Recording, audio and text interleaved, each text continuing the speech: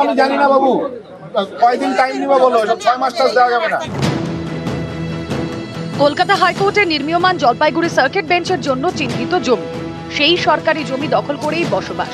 এবার 27টি পরিবারকে অন্যত্র সরার জন্য চূড়ান্ত সময়সীমা বেঁধে দিল জলপাইগুড়ি জেলা প্রশাসন।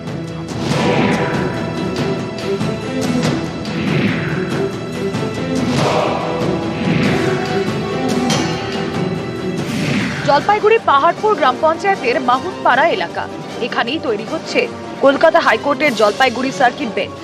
সার্কিট বেঞ্চ লাগোয়া একটি রাস্তাও তৈরি হওয়ার কথা। যে এলাকায় রাস্তা তৈরি হওয়ার কথা সেটাও সরকারি জমি, কিন্তু এখানেই দীর্ঘদিন ধরে বসবাস করছে 27টি পরিবার।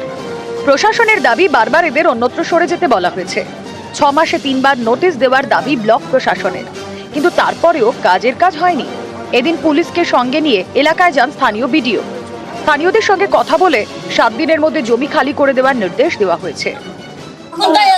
এখন দরকার হয়নি তো, ততদিন তো দরকার হয়নি, এখন দরকার হয়েছে, এখন উঠে যেতে হবে।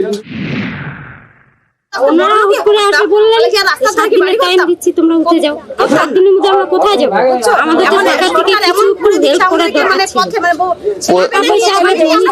জেলা শাসক মহাশয়কে হাইকোর্ট থেকে বলা যেভাবে নির্দেশ দেওয়া হয়েছে সেভাবে উনি আমাকে নির্দেশ দিয়েছেন যে এখানকার মানুষদের সঙ্গে কথা বলে এখানকার মানুষদেরকে এখান থেকে জায়গাটা খালি করানোর জন্য, সেই বিষয়ে আমরা এখানকার লোকজনদের সাথে কথা বললাম এবং আশা করব যে এখানকার লোকজন আমাদেরকে সহযোগিতা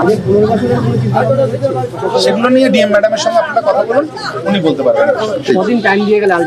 আমরা এখানে 7 দিনের জন্য, ওনারা বলছিলেন বারবার করে যে ভেঙে নেওয়ার টাইম লাগবে, সেটা 7 দিনের সময় দিন। জলপাইগুড়ি থেকে শান্তনু কর, নিউজ 18 বাংলা।